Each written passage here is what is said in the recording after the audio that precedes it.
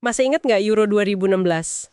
Itu loh, tim Islandia, peringkatnya kan jauh banget ya, 131 dunia, tapi kok bisa ya ngalahin tim-tim unggulan? Kayaknya sih bukan cuma hoki aja, ini contoh bagus banget gimana sebuah kelompok bisa mencapai kebijaksanaan kolektif. Sesuatu yang melampaui kemampuan orang per orang gitu. Bener banget. Nah, ini nih yang mau kita gali lebih dalam dari sumber-sumber yang ada. Kenapa ya? Ada tim, isinya orang pinter semua, bintang semua, tapi malah gagal total. Jadi kayak kebodohan kolektif gitu. Sementara tim lain mungkin biasa aja anggotanya, tapi kok bisa sukses luar biasa. Kita coba bedah deh faktor-faktor apa aja sih di balik layar yang bikin tim itu sukses atau malah gagal. Apa bedanya kebijaksanaan sama kebodohan kelompok ini? Tepat sekali. Dan ini penting ya. Ini jauh lebih kompleks dari sekedar jumlahin IQ semua anggota tim. Ada konsep yang namanya kecerdasan kolektif. Peneliti nyebutnya faktor C. Yang seru, faktor ini ternyata bisa diukur loh. Dan bisa jadi prediksi kuat suksesnya tim, lepas dari, iya itu tadi, seberapa pintar individu di dalamnya. Oke, faktor C ya. Coba kita lihat penelitian Anita Woolley soal ini. Dari sumber Anda, apa sih temuan yang paling bikin kaget atau mungkin beda dari yang kita kira soal kerja tim? Yang paling nonjol nih ya, faktor C ini ternyata nggak terlalu berhubungan sama IQ rata-rata tim. Atau bahkan IQ anggota yang paling pintar sekalipun. Justru ada 3 hal yang krusial banget. Pertama, sensitivitas sosial. Jadi kemampuan anggota tim buat ngebaca gitu isyarat nonverbal emosi satu sama lain. Oh, kayak peka gitu ya. Misalnya, lihat muka teman udah ragu padahal dia diam aja. Nah, persis. Atau nanggep nada suara yang kedengeran gak enak gitu. Terus yang kedua, kesetaraan partisipasi. Artinya, giliran ngomongnya tuh nyebar, gak cuma 1 atau 2 orang aja yang dominasi forum. Semua dapat giliran. Ketiga, ini agak unik, proporsi perempuan dalam kelompok. Seringnya sih berkorelasi positif. Mungkin ya, karena perempuan cenderung meningkatkan rata-rata sensitivitas sosial tim secara keseluruhan. Menarik. Jadi bukan cuma soal apa yang diomongin, tapi gimana cara ngomongnya, interaksinya ya. Sensitivitas, partisipasi setara, itu kuncinya. Tapi di sumber Anda juga disinggung fenomena yang rasanya agak aneh nih. Efek terlalu banyak talenta. Kok bisa sih kebanyakan bintang malah jadi bumerang? Iya, ini kejadian di banyak tempat loh. Ada riset Boris Groysberg di Wall Street, nemuin kalau tim analis bintang, kinerjanya malah turun kalau isinya terlalu banyak bintang.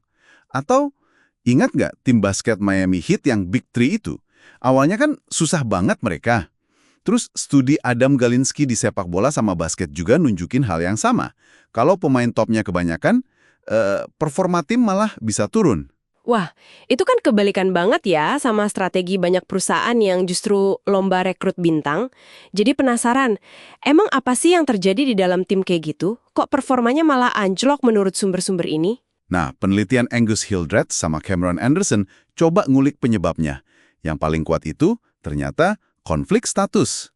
Jadi para bintang ini, ya namanya juga bintang, cenderung rebutan dominasi. Jadi agak susah kerjasama, kadang malah nahan informasi penting. Waduh, Akibatnya, interaksi jadi kaku, dingin, anggota tim yang lain jadi nggak nyaman, terus ya udah narik diri aja. Bahkan, ini ada studi di Virginia Tech yang nunjukin kondisi kayak gini tuh bener-bener bisa nurunin kemampuan kognitif loh pas rapat. Orang jadi ngerasa kayak, aduh otak gue ngeblank gitu. Susah mikir jernih. ya ampun sampai segitunya ya efeknya. Ini nunjukin sisi gelap dari tim penuh talenta ya. Potensi kebodohan kelompok malah bisa muncul justru dari interaksi antar bintang itu sendiri.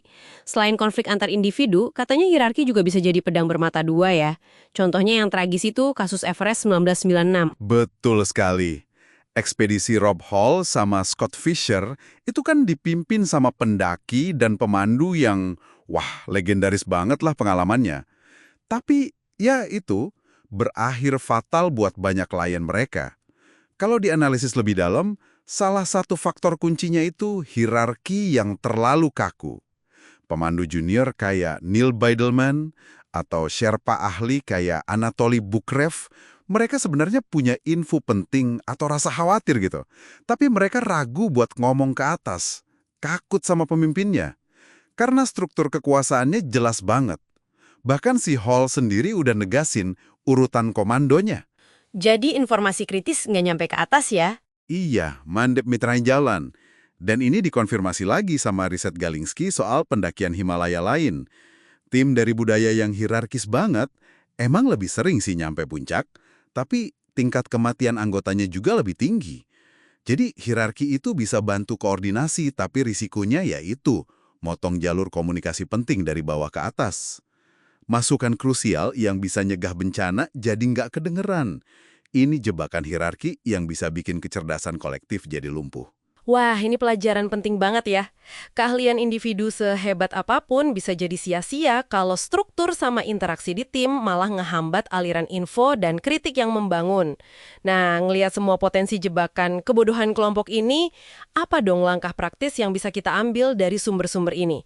Baik kita sebagai anggota tim atau mungkin sebagai pemimpin. Ada beberapa sih yang cukup jelas ya. Pertama, pas rekrutmen. Jangan cuma silau sama bakat individu doang. Perhatiin juga skill interpersonalnya. Sensitivitas sosial, mau kerja sama apa enggak. Dan hati-hati sama batas terlalu banyak talenta tadi. Jangan sampai malah kontraproduktif. Oke, jadi nggak cuma cari yang paling jago, tapi juga yang bisa main bareng ya? Betul. Kedua, soal rapat. Coba deh ciptain mekanisme biar partisipasinya lebih merata.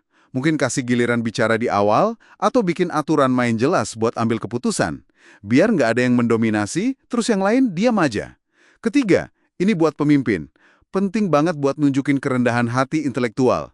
Maksudnya, secara aktif gitu, undang perbedaan pendapat. Dengerin beneran masukan dari semua level. Jangan cuma yang di atas saja. Ciptain suasana aman, biar orang nggak takut buat ngomong, buat nyampein kekhawatiran atau ide beda. Sip, sip.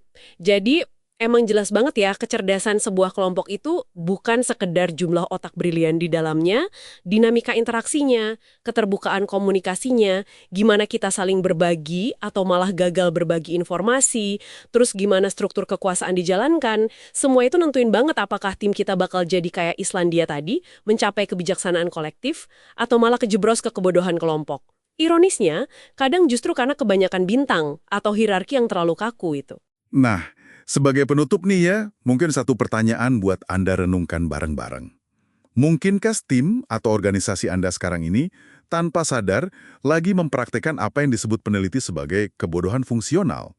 Yaitu sebuah kondisi di mana orang jadi males atau enggan gitu buat mempertanyakan asumsi dasar, enggan berpikir kritis, dan sikap kayak gini secara nggak sengaja malah dihargai. Mungkin demi jaga harmoni atau biar kerjaan cepat selesai aja gitu, efisiensi jangka pendek. Sebuah refleksi penting lah buat kita semua.